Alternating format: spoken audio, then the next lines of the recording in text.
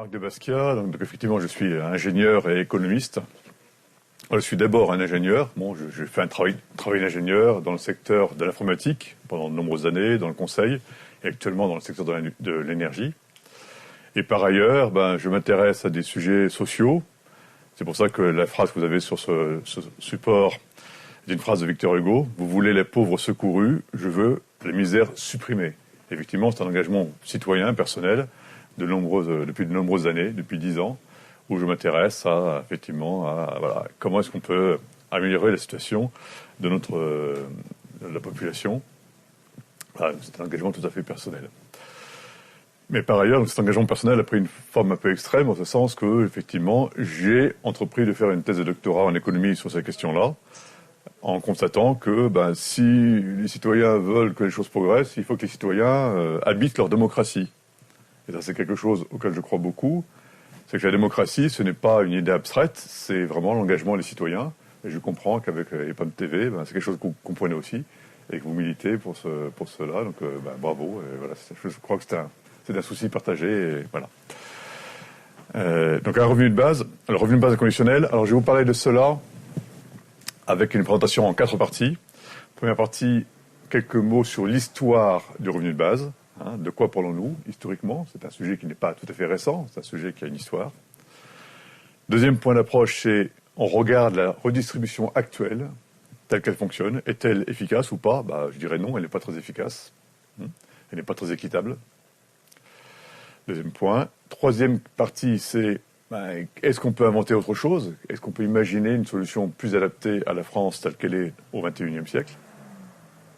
Et une dernière partie, plus technique, plus directement liée à mon travail de thèse, c'est comment on peut simuler et chiffrer tout ça. Alors j'attaque directement sur la première partie, l'histoire. L'histoire, je la fais remonter, on peut la remonter plus loin, mais je la remonte déjà à 1795 avec Thomas Paine. Thomas Paine qui est un original, un Anglais, qui s'est investi dans la Révolution américaine et dans la Révolution française. C'est quand même pas tout à fait courant. Et cet homme-là a beaucoup voyagé, a étudié beaucoup de choses, et il a fait le constat que la pauvreté que l'on observe dans les pays qu'on appelle civilisés est quelque chose qui est vraiment lié à un mode de vie, à un mode de fonctionnement de la société, et que lui n'a pas trouvé quand il se promenait dans les contrées d'Amérique du Nord, où il voyait les Indiens d'Amérique du Nord qui, eux, pour eux, la pauvreté, ça n'a aucun sens, aucune forme de pauvreté. Et donc, il a dit, la pauvreté, c'est quelque chose qui a été créé par nos modes de vie, et donc, il est légitime de pouvoir travailler là-dessus et d'y remédier. Et pour cela, sa proposition qu'il a développée dans ce petit bouquin, la justice agraire, consiste à dire, les personnes sont pauvres parce qu'elles ont été dépossédées de leurs terres. Si on remonte très très loin autrefois, plusieurs millénaires autrefois, chacun avait son open terre, son espace. Nous n'avons plus ça. Et aujourd'hui, avec notre espace totalement urbanisé, ce n'est clairement plus le sujet. Donc, il faut compenser la perte par chacun de son espace de vie naturel, et donc verser ce qu'il appelle une somme d'argent à la majorité, et ensuite une rente à partir de 50 ans. Voilà, donc les formes, peu importe, mais en tout cas, il y avait cette intuition de donner à chacun un moyen de compenser la perte de ses moyens d'existence naturelle.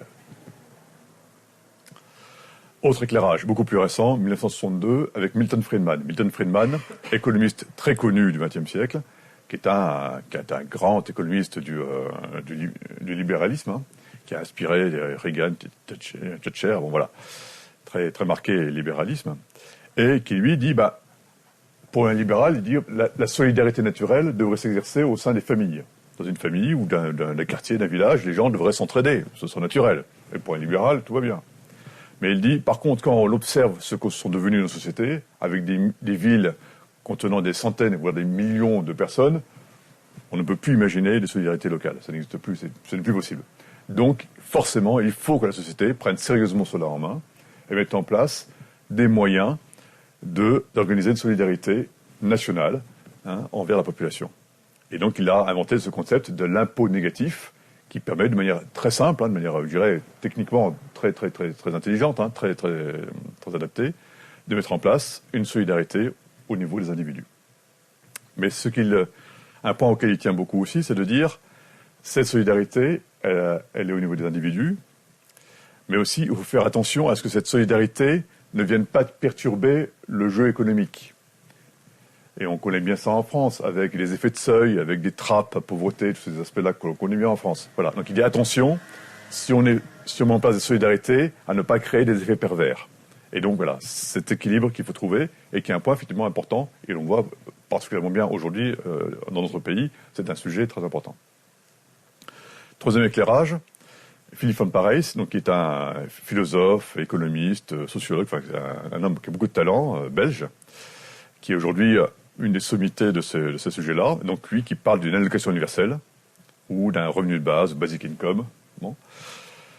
Et donc il dit, voilà, il faut mettre en place une liberté réelle pour les personnes. Et cette liberté réelle passe par l'instauration des moyens concrets de cette liberté, et donc un revenu qu'on donne à toute la population.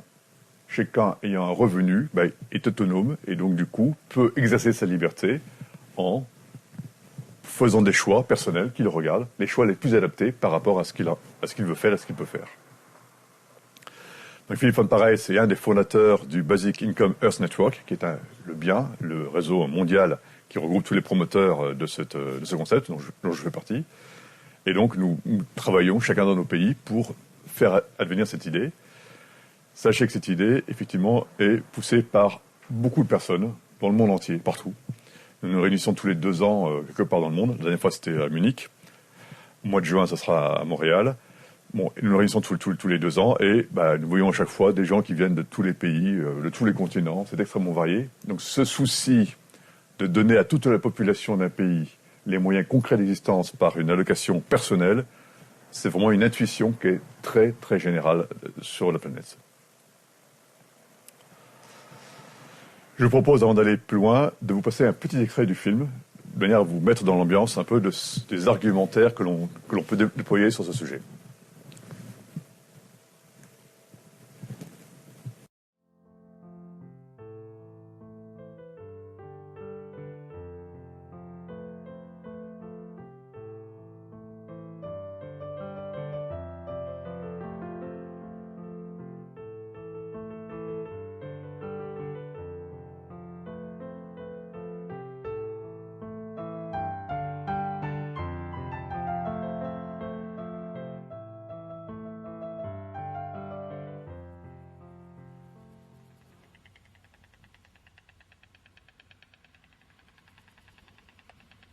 Le revenu, c'est comme l'air sous les ailes de l'oiseau.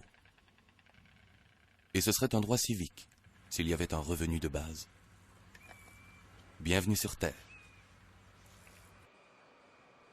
Aujourd'hui, chacun a un revenu, plus ou moins. Sinon, il ne pourrait même pas survivre. Mais sous quelles conditions? Comment chacun obtient-il son revenu? 4 Allemands sur 10 travaillent. Ce travail leur procure un revenu suffisant pour vivre. Presque 3 sur 10, en majorité les enfants et les jeunes, ont un revenu par leur famille. 2 sur 10 vivent de leur retraite ou de leur rente. Et moins d'1 sur 10 de l'assurance chômage ou de l'aide sociale. Tous les revenus sont le résultat de l'activité économique, mais 41% seulement sont le fruit d'un travail rémunéré. Tous les autres sont dits revenus de transfert, des revenus qui ne sont pas directement liés au travail. Alors pourquoi l'idée d'un revenu de base nous semble-t-elle si étrange? Ce qui semble étrange, c'est que le revenu de base est inconditionnel. Mais aujourd'hui, les conditions d'accès aux revenus sont-elles encore adaptées à notre temps? À moins de nous montrer tout à fait naïfs, il faut admettre qu'à l'avenir, le marché du travail ne pourra plus assurer l'intégration sociale de toute la population.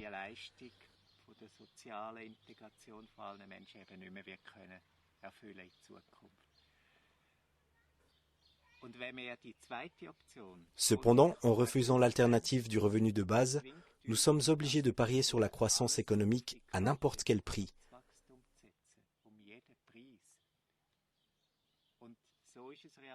C'est d'ailleurs ce qui se passe dans la politique aujourd'hui. De l'extrême droite à l'extrême gauche, l'ensemble du monde politique en appelle à grands cris à la croissance économique.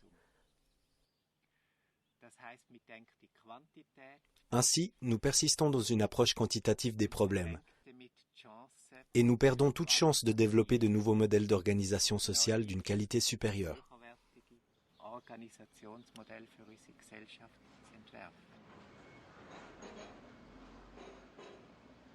Aujourd'hui pourtant, croissance économique ne rime pas forcément avec création d'emplois. Sous le trait, c'est même plutôt le contraire. En revanche, il n'y a pas de croissance économique sans consommateurs avec un bon pouvoir d'achat. Autrement dit, il faut que les gens aient de l'argent en poche. Demandons à Klaus Wellershof, économiste en chef de l'une des plus grandes banques du monde, première en gestion de fortune, ce qu'il pense d'un revenu de base inconditionnel. Soutenir les populations sans poser de conditions, à la longue, c'est un principe qui, je pense, devra s'imposer. Mais il lui faudra tout d'abord affronter les nombreux droits et privilèges dont nous bénéficions aujourd'hui. Mais de quel droit pourrait-il bien s'agir? Du droit de préserver les places de travail, peut-être? Tous les politiciens le réclament. Mais pense-t-il vraiment au travail? Ou plutôt aux recettes fiscales? Ou bien s'agit-il de limiter le nombre de ceux qui vivent de l'aide sociale et pèsent sur le budget de l'État?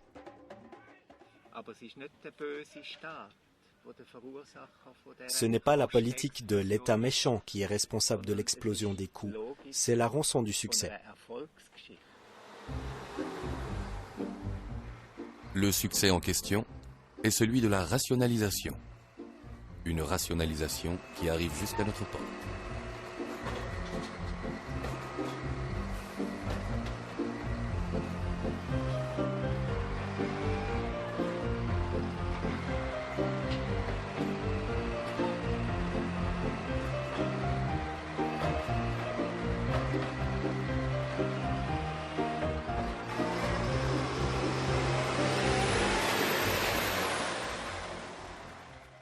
Et comment va continuer l'histoire de ce succès? C'est justement le sens de cette question. Elle se pose si on réfléchit aux revenus de base. Il existe différents modèles de revenus de base. Tous ces modèles se rejoignent dans la définition du réseau allemand pour le revenu de base. Elle comprend 4 critères.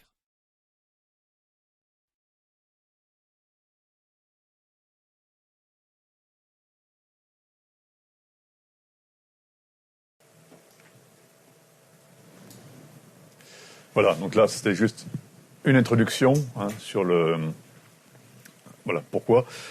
Donc le film, déjà, je précise, c'est un film qui a été créé par des Suisses allemands, qui a été traduit en français, c'est sympathique, et qui nous permet effectivement d'expliquer pourquoi, de donner vraiment une explication. Là, j'ai mis juste le début pour que vous ayez un peu un panorama, mais je vous encourage vraiment à aller sur Internet, récupérer le film et puis le voir en son intégralité, parce qu'il est vraiment intéressant. Voilà. Donc là, je vais reprendre mon exposé. Voilà, pour préciser que finalement, si on regarde un peu les choses, il y a une chose qui est toujours un peu choquante. C'est que les gens nous disent le revenu de base, c'est très bizarre. Il y a des gens de droite qui le défendent, les libéraux, les ultra-libéraux, il y a des gens de gauche, il y a des écologistes.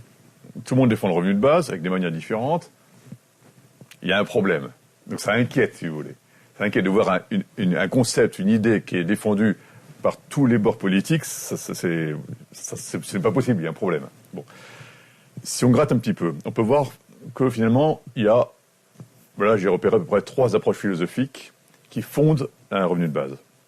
Et ces 3 approches philosophiques, moi je dirais les 3 me parlent, mais ensuite chacun va être sensible plutôt à l'une ou à l'autre. Ensuite chacun voit. Bon. Première chose qui est, ce qu'on a vu d'ailleurs dans le film plutôt, c'est donner un revenu sans condition pour que les personnes puissent participer à la vie sociale. Que les personnes vraiment disent, ok, voilà, j'ai de quoi être intégré à la société, consommer le nécessaire, voilà. Première approche. Et donc là, les idées qui vont avec, c'est il faut que ce soit un revenu suffisant, il faut pouvoir refuser le travail, c'est la fin du salariat. Bon. Certains vont même jusqu'à combiner ça avec un revenu maximal, disant il doit être interdit que les personnes aient un revenu trop élevé. Bon. Alors ça, c'est une certaine approche des choses. Deuxième approche qui est un droit, qu'on parlait tout à l'heure de Thomas Paine, c'est ça, une compensation pour rétablir un droit immanent. Voilà.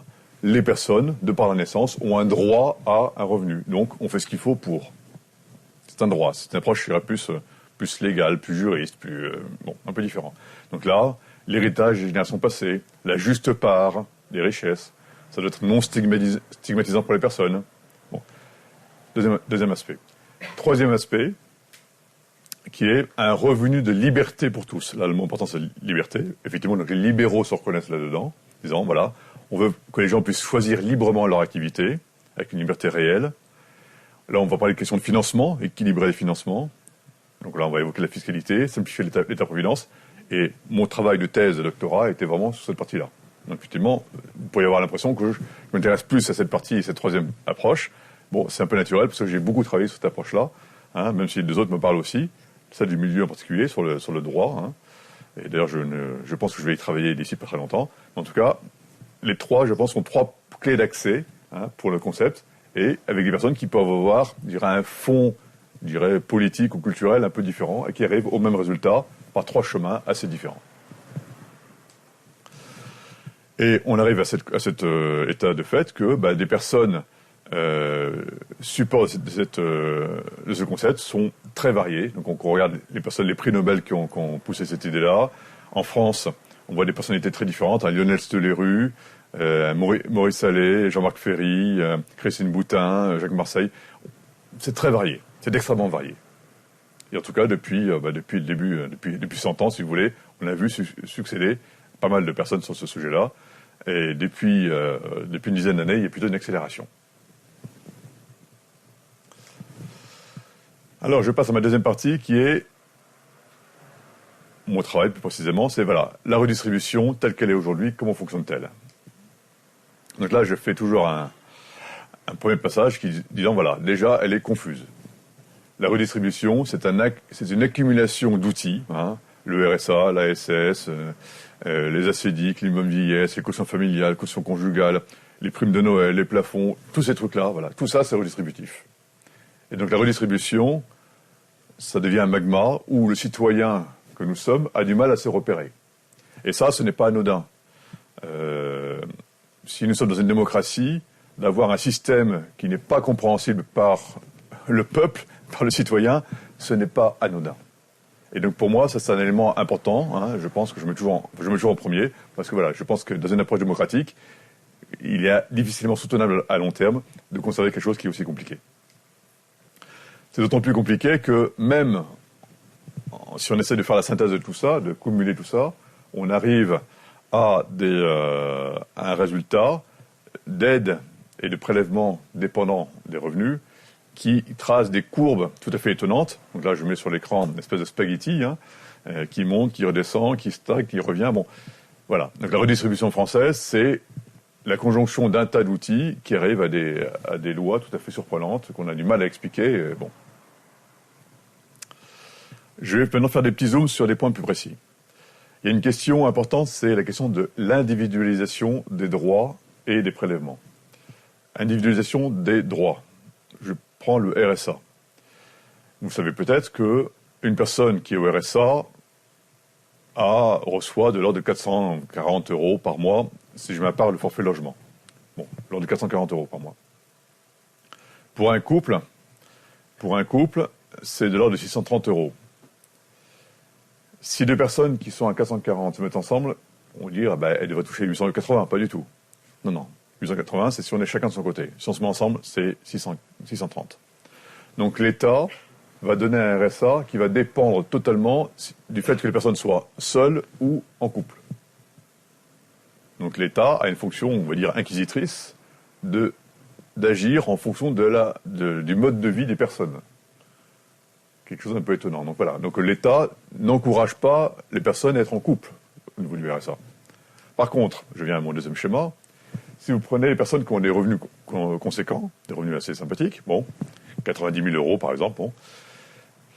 Le fait de se mettre en couple permet de bénéficier du quotient conjugal, qui permet de réduire fortement l'impôt.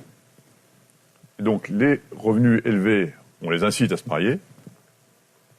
Les revenus faibles, on les incite à vivre séparément. C'est quelque chose d'un peu étonnant tout de même.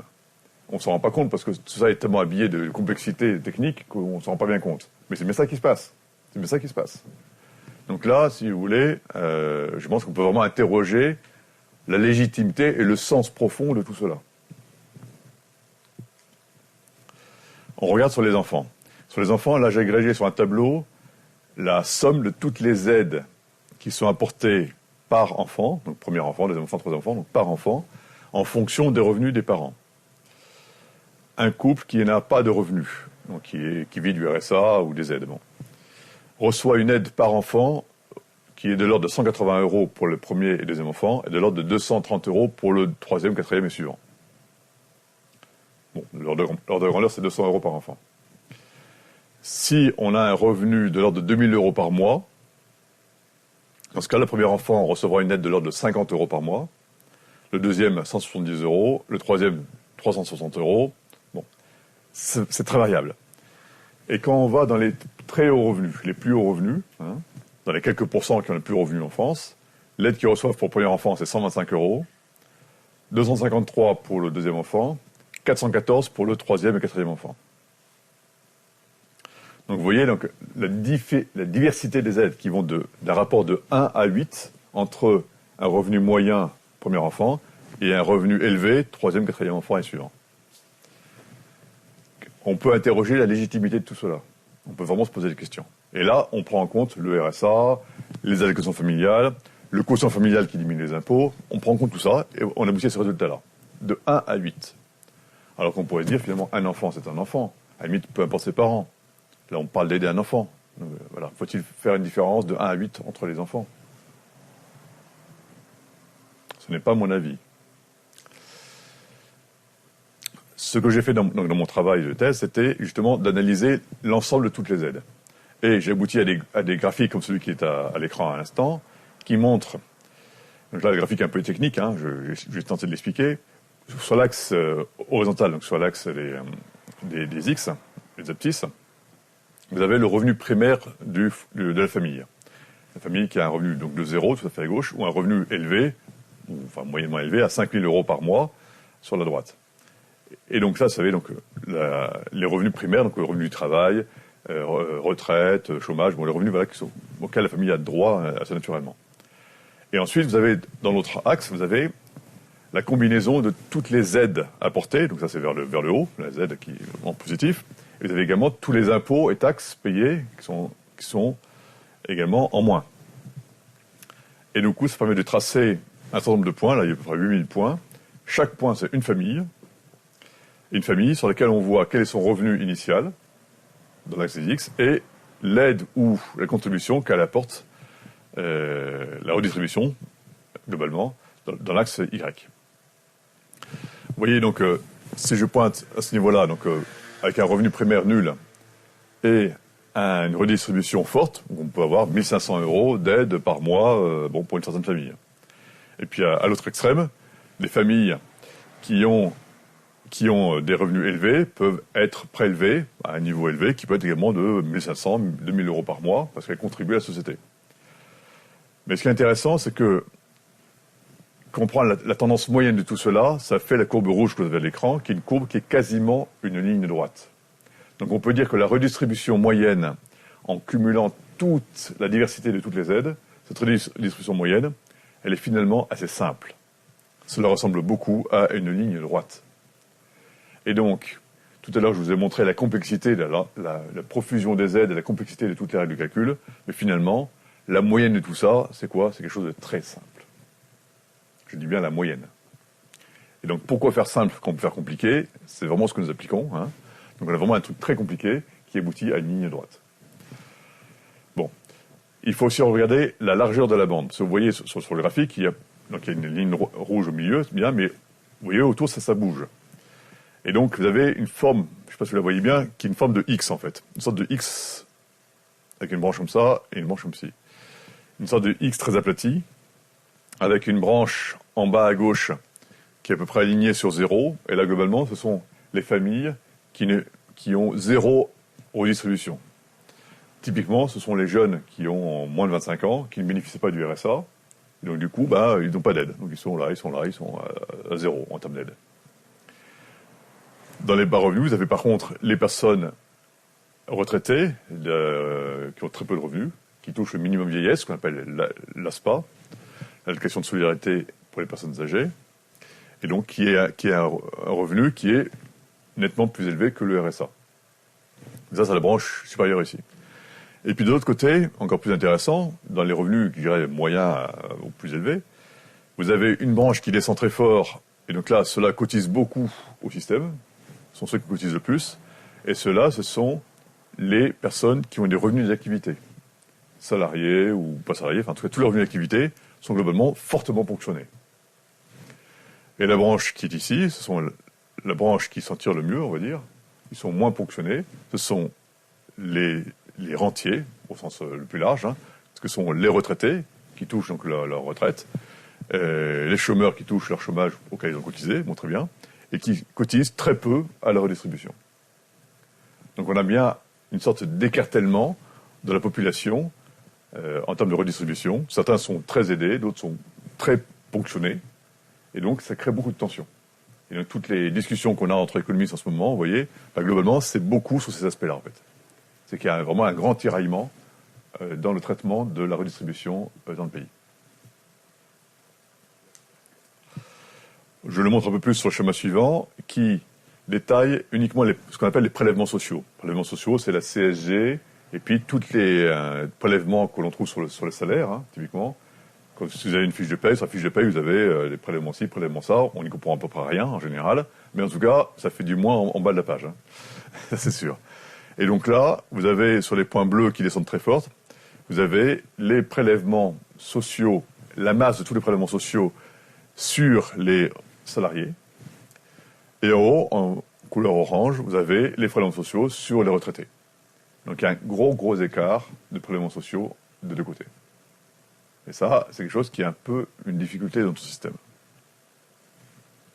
Et donc là, en ce moment, on parle beaucoup d'alléger les cotisations sur le travail. Il y a une exonération Fillon depuis quelques années.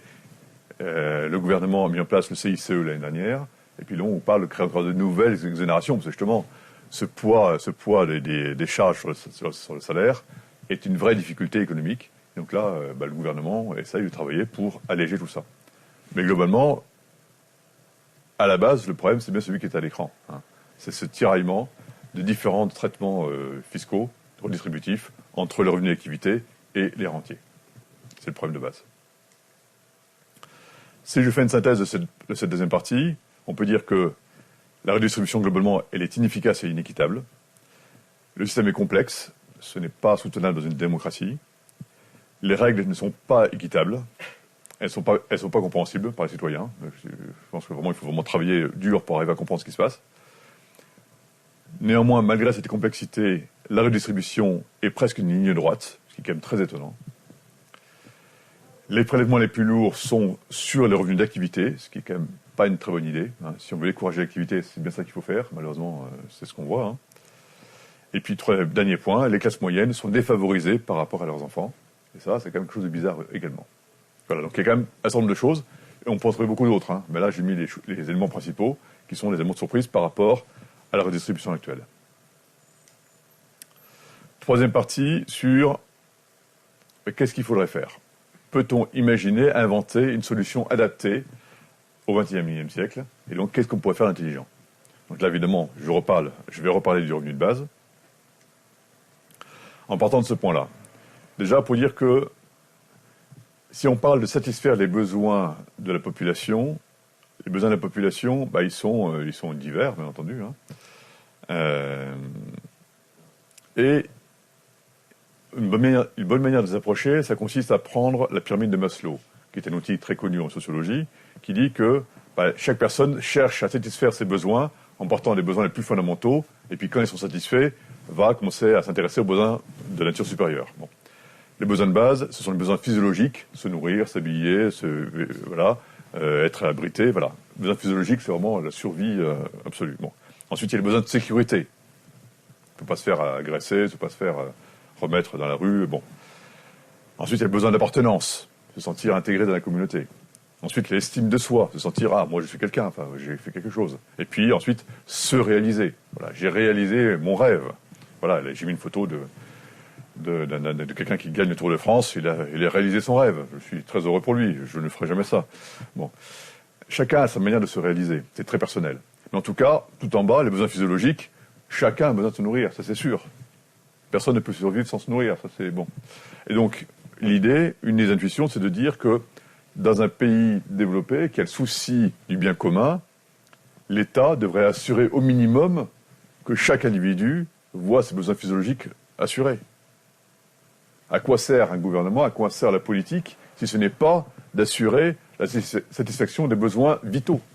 C'est bien un minimum. Et ça, malheureusement, aujourd'hui, on le sait bien, on voit des personnes dans la rue qui sont en difficulté, ce n'est pas bien assuré. Et donc là, je pense que une des intuitions que je pense qu'il faut qu'on partage, c'est ça, c'est déjà assurer les besoins physiologiques de la population. La définition du revenu de base. Alors, la définition, il y en a plusieurs, parce qu'historiquement, dans chaque pays, chacun réfléchit à ça. Il y a une définition qui fait consensus au niveau mondial, qui est relativement courte. Donc, la définition que je vais partager avec vous, c'est la définition qui était partagée et qui est partagée par le réseau français pour le revenu de base, un mouvement qui a été créé l'année dernière, en 2013.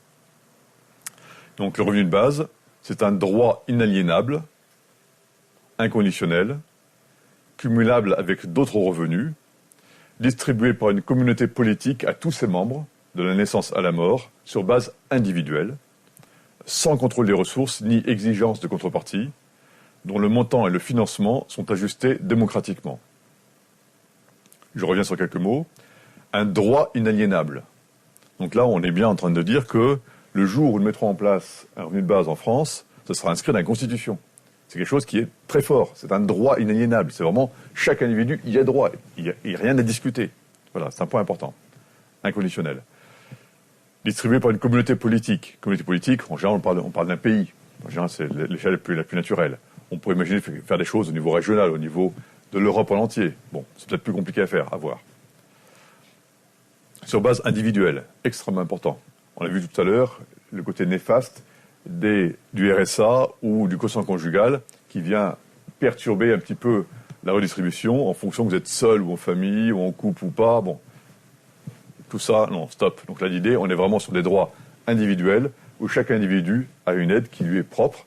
Et donc, si deux personnes se mettent ensemble, ça les regarde. Ça les regarde. L'État n'a pas à juger de donner plus ou moins selon quelqu'un étant... bon, c'est pas le sujet. Hein. Donc on est bien sur de l'individuel. Et puis, sans contrôle des ressources, donc il n'y a pas d'acquisition là-dedans. Hein. Par contre, dernière phrase que nous avons ajoutée, c'est « le montant et le financement sont ajustés démocratiquement ». Parce que, bien entendu, le montant, c'est une décision qui est compliquée. Hein. Si on donne le même montant à tout le monde dans un pays, ce montant-là, il va être négocié, hein, c'est sûr. Nous allons tous le négocier. Bon, mais il faut qu'il soit financé, ce montant-là. Donc il faut trouver ce bon équilibre entre un montant suffisant, qui a un sens, et puis un montant qui soit finançable. Donc c'est un peu compliqué. Et j'en parlerai tout à l'heure. Je vous propose une deuxième petite pause en utilisant le film. Là, nous allons reprendre le film pour apporter quelques éléments sur justement le revenu de base et le travail. C'est un point important également, c'est que quand on donne un revenu de base à tout le monde, est-ce que les gens vont continuer à travailler ou pas? Grande question, grande angoisse. Nous allons voir ça. Le revenu de base n'est pas un thème abstrait qui nous renvoie au rôle de spectateur. C'est une question qui touche chacun. Parce qu'avec ce revenu, chacun peut refuser de faire ce qu'il ne peut pas assumer et ne faire que ce qu'il veut vraiment. Tout le monde resterait à la maison? Personne n'irait plus travailler? Tout s'arrêterait? Comme si c'était la grève? Et les cadres, en RTT permanente? Et le sens des responsabilités? Hors de vue? Plus personne ne rame? Plus personne ne bûche?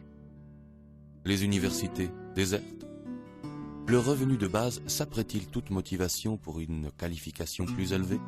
Pour entreprendre une formation supérieure? Sans contrainte, personne ne développerait plus son capital humain? Alors qu'aujourd'hui déjà, on manque de personnel qualifié. Que va devenir notre économie ? Ce qui me révolte le plus, c'est le fait qu'au fond, personne ne se demande plus à quoi l'économie est censée servir.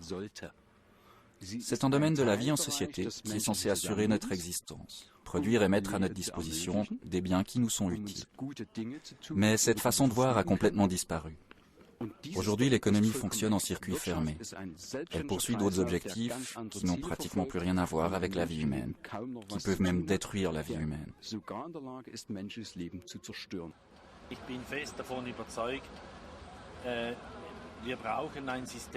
Malgré tout, j'en suis convaincu. Nous avons besoin d'un système qui récompense la performance, qui rémunère le travail bien fait. Mais avec un système fondé sur le principe de l'arrosoir où tout le monde recevrait la même paye ou salaire de base, au final c'est toute la société du travail qui imploserait.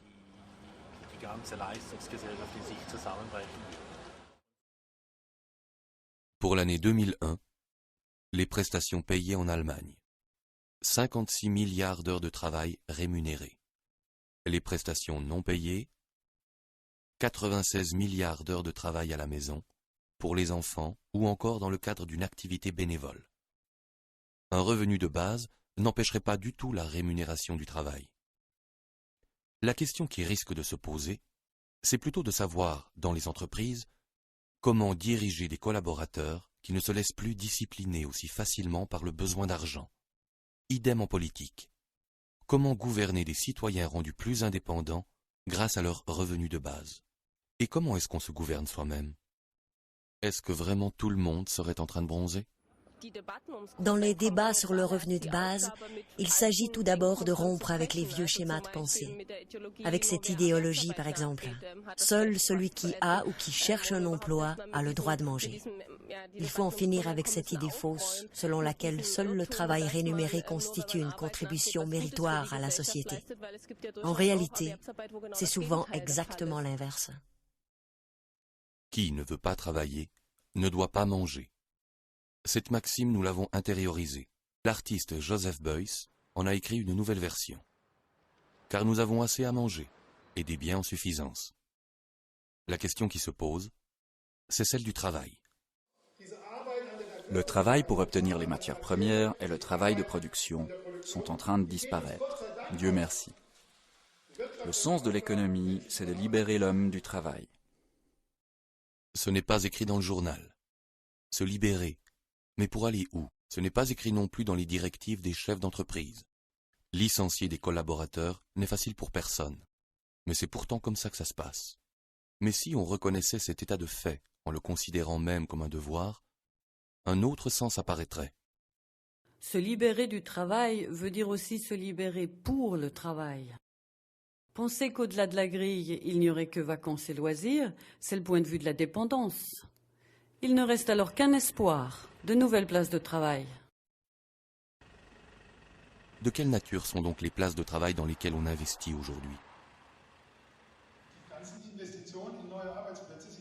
Tous les investissements dans de nouveaux postes de travail sont en même temps des mesures de rationalisation. On y développe des méthodes pour économiser des emplois. Jamais un patron ne vous dira « Comment puis-je faire pour créer plus de travail ?» La tâche de l'économie, c'est de satisfaire des besoins. Efficacement, comme chacun le fait aussi. Elle n'a donc pas pour tâche de créer du travail.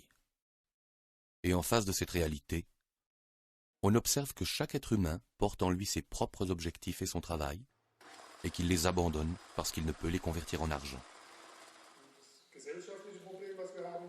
Le problème de société que nous avons aujourd'hui, c'est que beaucoup de gens qui ont une place de travail n'ont en réalité qu'une place de revenu.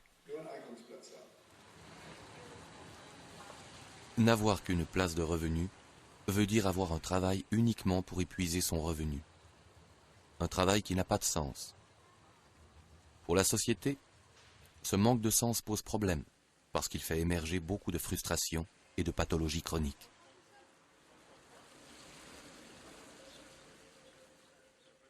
En Allemagne, 12% des salariés se sentent tout à fait à leur place. Cela fait un peu plus d'1 sur 10. Plus de la moitié, 54%, sont plus ou moins insatisfaits de leur travail, mais apprécient néanmoins ses bons côtés. Enfin, 34% sont clairement mécontents de leur travail. Autrement dit, 1 sur 3. Le sociologue suisse Uli Meder nous donne quelques indications. Face à l'orientation unilatérale et bornée de la société sur le travail rémunéré, il faut mettre l'accent sur la question du sens. Qu'est-ce qui importe vraiment dans la vie? Le revenu de base fournirait un appui fort aux gens. Il y aurait plus de sécurité, cela provoquerait un élan de créativité, de satisfaction. Les gens auraient moins besoin d'avancer en jouant des coudes. Ils seraient moins qu'aujourd'hui contraints d'obtenir des avantages pour eux-mêmes au détriment des autres. En créant des rapports de concurrence extrême, le système actuel casse les mécanismes de solidarité. C'est l'opinion d'un professeur de sociologie. Mais qu'en pense quelqu'un qui rentre du boulot et qui entend parler pour la première fois du revenu de base? Ça veut dire que tout le monde aurait le même salaire? Non, chacun gagnerait ce qu'il gagne, mais tous recevraient un socle fixe, qui est le revenu de base. Mais seulement s'ils travaillent? Non, quoi qu'ils fassent. Mais alors, on aura certainement un problème de motivation au travail. Si je dispose de toute manière d'un salaire de base garanti, pourquoi irais-je encore travailler? Mais pour vous, ça serait comment? J'irais volontiers travailler. Rester à la maison n'est pas une solution.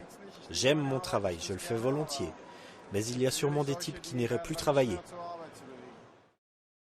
Si vous aviez un revenu de base, est-ce que vous iriez encore travailler? Spontanément, environ 60% répondent « oui », comme avant. Environ 30% répondent « oui », mais plus à plein temps. Ou encore « je ferai autre chose ». Et environ 10% répondent ouvertement « d'abord dormir et ensuite on verra ». Voyager, s'occuper des autres, reprendre des études. Si on instaurait un revenu de base, pensez-vous que les autres continueraient à travailler? Environ 80% répondent « non ». Probablement que la majorité ne serait plus motivée pour aller travailler. C'est quoi un travail pour lequel il faut se faire motiver? Sans doute pas le travail que l'on fait pour soi-même. Pour celui-là, on se motive tout seul. Quelle est la motivation pour le travail? Là, ce sont des enfants qui travaillent. Tout à fait normal, à une certaine époque. Et nous, on continue à acheter. On ne sait pas très bien, la marchandise vient d'Extrême-Orient. C'est là-bas qu'est exécutée aujourd'hui une grande partie de ce qu'on appelle les sales boulots. Ou alors, si c'est chez nous, on aime bien avoir des gens qui viennent d'ailleurs.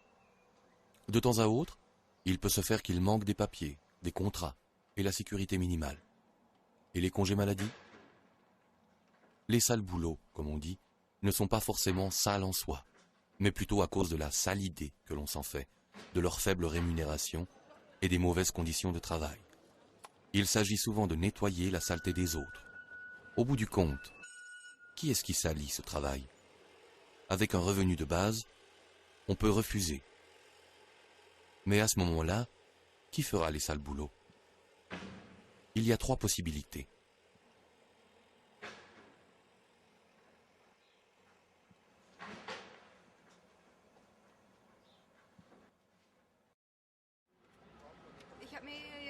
Je m'imagine une caissière de supermarché. Elle ne prend certainement pas plaisir à son travail. Si elle avait un revenu de base, est-ce qu'elle irait encore travailler? Posons la question à cette caissière. Oui, personnellement, je n'arrêterai pas de travailler. Parce que je ne peux pas imaginer que je reste à la maison sans rien faire, même si j'ai ce truc de base de 1 000 €. 1 000 €, c'est un chiffre comme ça. Ça pourrait être plus, ou moins. D'abord, honnêtement, ça ne me suffirait pas. C'est pourquoi on l'appelle revenu de base. Cela devrait suffire pour le minimum vital et une intégration dans la société. La plupart des gens voudront gagner plus, comme aujourd'hui. Mais revenons-en à la caisse. Pas vraiment un métier de rêve? Évidemment, on pense toujours au travail à la caisse. Mais on a affaire avec un tas de gens et tout dépend de comment on se sent soi-même. Personnellement, je suis quelqu'un de très ouvert. Je n'ai pas de problème et au fond, je me trouve très bien ici.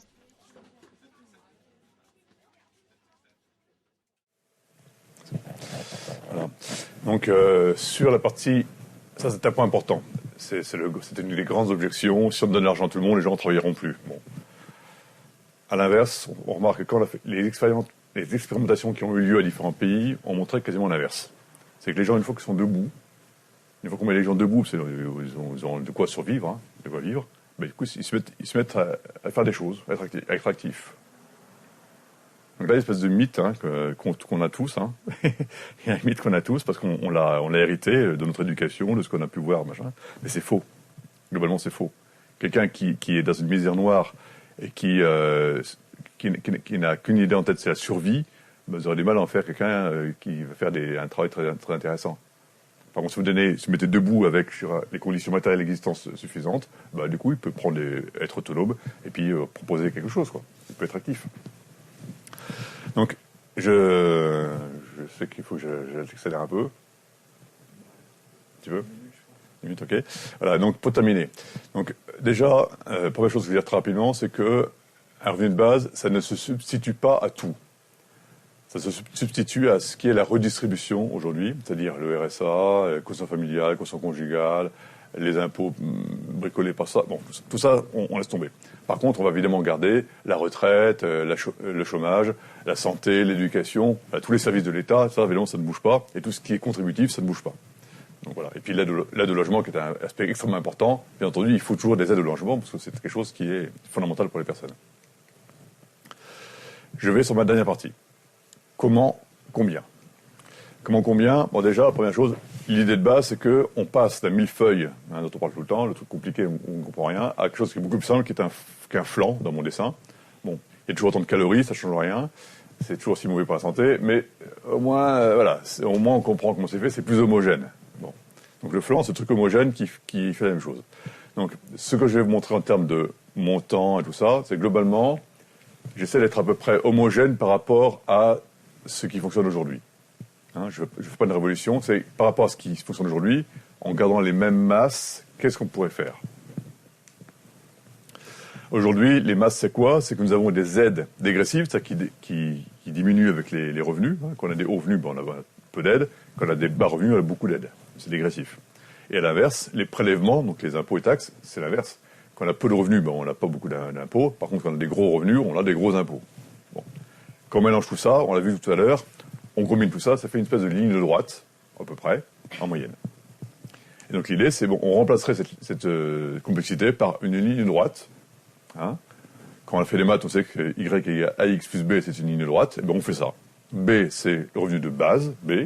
Et puis le ax, A, c'est le prélèvement simple, constant ou pas constant à voir sur les revenus. Faisons juste ça, déjà. Ensuite, quel est le montant ? Alors, sur le montant, il y a plusieurs manières de raisonner. Et ce que je fais ici, c'est que je vais vous donner 5 manières de réfléchir au montant du revenu de base. Première manière de réfléchir, c'est de dire, on veut que les personnes aient un revenu suffisant.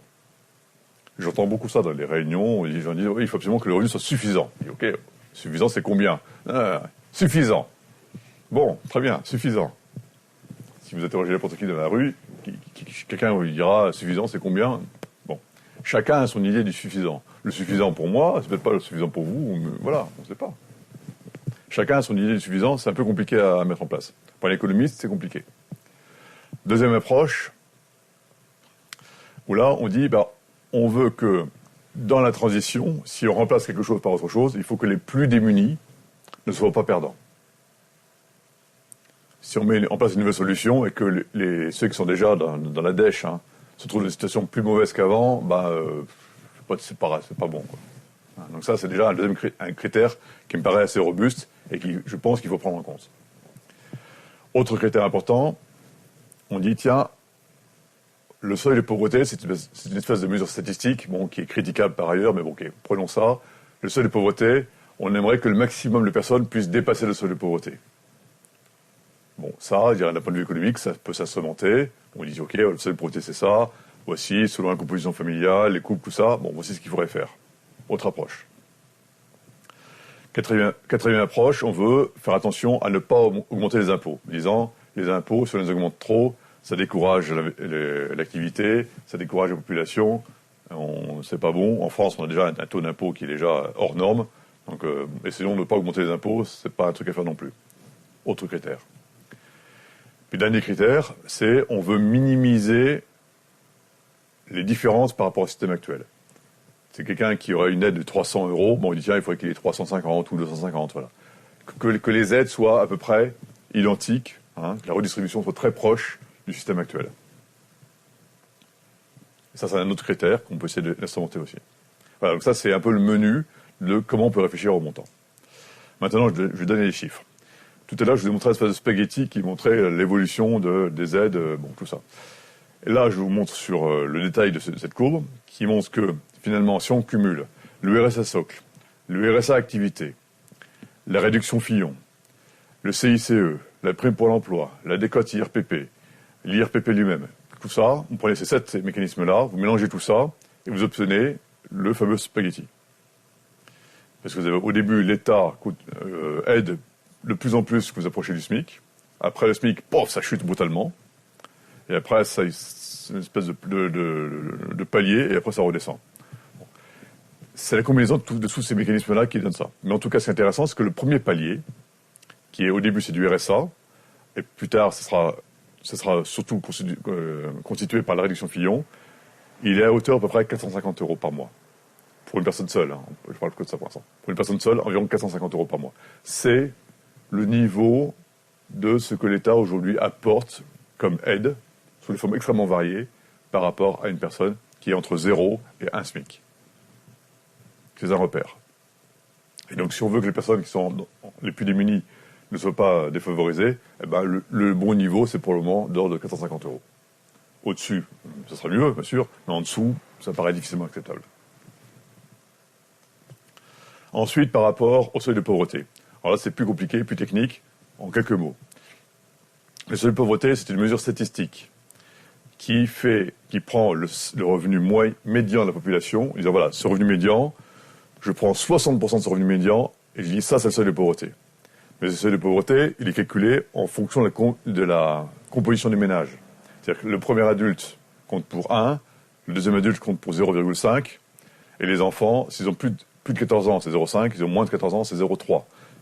Bon, c'est un peu compliqué tout ça, mais au global, on peut voir que selon la configuration de la famille, le seuil de pauvreté, il va évoluer de certaine manière. Et donc, si on utilise ces 450 € qu'on vient de voir à l'instant par adulte et la moitié par enfant, on arrive à un revenu de base qui évolue, je dirais, de manière assez cohérente avec le seuil de pauvreté. La différence entre revenu de base et le seuil de pauvreté, la différence, ça ressemble beaucoup au budget du logement. Donc ça, c'est un point important, c'est que le logement est une aide indispensable. L'État doit absolument mettre en place et continuer à mettre en place des moyens d'aider les personnes à se loger. Donc le revenu de base ne peut pas compenser le logement, ça c'est sûr. Donc c'est forcément le logement plus revenu de base qui peut approcher les personnes du seuil de pauvreté. C'est un peu technique, je vais rapidement. Ensuite, sur les prélèvements. Les prélèvements, si je parle d'une fiche de paye, le salaire brut, mettons que ce soit 100, l'idée, donc la cible, c'est que dans les 100 que salaire brut, vous allez pouvoir retenir donc, un prélèvement qui va financer le revenu de base, que j'appelle ici donc, l'impôt universel de redistribution du revenu, bon, IURR, pourquoi pas, de l'ordre de 20 à 25% du salaire brut.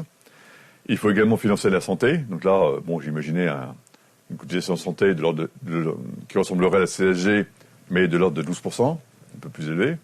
Et puis il reste un salaire net, qui fait 63-68%. Et puis au-dessus de ça, bien sûr, il faut les cotisations patronales pour financer les retraites et le chômage. Voilà, donc ça donne du coup un coût employeur qui ferait 125 par rapport au salaire brut. Hein. Et puis, par rapport à tout ça, salaire net, le revenu disponible pour le salarié, c'est son revenu de base, le salaire net qu'il a obtenu sur son travail, et puis les revenus différés, que ce soit les soins, retraites et autres. Voilà. Donc là, il y a un certain équilibre qu'il faut juger. Je vais très rapidement là aussi, mais effectivement, il faut prendre en compte comment est-ce que les cotisations diverses et variées vont pouvoir jouer pour financer l'ensemble du revenu de base.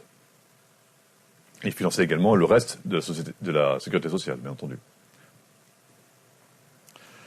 Si on veut regarder les gagnants et les perdants, bon, pareil, on retrouve le nuage de points que j'avais utilisé tout à l'heure, où là, je montre entre la situation actuelle et un schéma avec 450 € par adulte, 225 par enfant, financé par une taxe de 23% sur tous les revenus. Ben, sur ce graphique, je montre qui sont les gagnants et les perdants. Les gagnants sont au-dessus de la ligne 0. Donc là, vous avez beaucoup de gagnants sur ce schéma-là. Et des perdants qui sont en dessous de la ligne. Et très étonnamment, on peut dire, les gagnants sont globalement toutes les personnes qui ont des revenus d'activité. Sont globalement, en général, gagnantes dans le changement. Par contre, les personnes qui ont des rentes, donc retraite, revenus du patrimoine, en général, bah, sont par contre plus défavorisés, et surtout quand il y a des patrimoines plus élevés. Donc ça, c'est le schéma gagnant, le schéma global des gagnants et des perdants de la proposition. Donc je termine avec ça. Donc, implémenter le revenu de base, c'est possible en essayant de se coller à la moyenne de la redistribution actuelle, et en mettant en place des mécanismes qui réalisent ceci. Ça n'augmente pas la pression fiscale.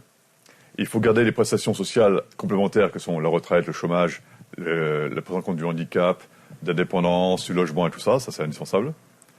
C'est un mécanisme individuel. Et donc, que vous soyez seul ou en couple, c'est pas la question. On s'occupe plus de ça. Comme c'est inconditionnel, bah, ça donne la liberté à chacun d'entreprendre vraiment ce qu'il a envie de faire. Hein. Il peut prendre des études, prendre un boulot, innover, artiste. Chacun fait ce qu'il veut. Et puis, comme c'est automatique, tout le monde l'a. Il y a zéro stigmatisation. Personne ne peut dire, tiens, moi, je suis au revenu de base, je négocie ça. Non, non, tout le monde l'a. Voilà. Donc ça, il n'y a aucune stigmatisation. Sur la question du montant, c'est ma conclusion. On parle toujours du montant en disant 450, c'est pas beaucoup. Oui, c'est pas beaucoup, peut-être. Bon. Aujourd'hui, beaucoup de gens vivent avec le RSA, c'est 450, donc c'est bien ça déjà. Mais néanmoins, un point important, c'est que le revenu de base tel qu'il est conçu, c'est un montant, bien sûr, mais c'est aussi un mécanisme qui est émancipateur. Chacun l'ayant de manière systématique, quoi qu'il fasse de sa vie, ben du coup, il y a une inconditionnalité qui est émancipatrice. Chacun sait que quoi qu'il fasse dans sa vie, il l'aura. Ça sera garanti quoi qu'il arrive. Et donc, du coup, c'est un message fort qu'apporte toujours Guy Standing, qui est un des promoteurs bien connus du revenu de base, qui est un Anglais, qui est un professeur d'université, qui milite sur tous les continents pour mettre en place des expérimentations du revenu de base en Afrique, au Brésil, en Inde ou ailleurs, et en Europe, et en Amérique du Nord. Voilà. Donc, en tout cas, on sent bien cette chose-là, c'est que la valeur émancipatrice du revenu de base, c'est son message, la valeur émancipatrice du revenu de base est plus importante que sa valeur monétaire. Et ça, c'est un point très important. Hein. L'argent, c'est bien, mais c'est aussi la liberté réelle qu'on met en place, qui est un élément également très important.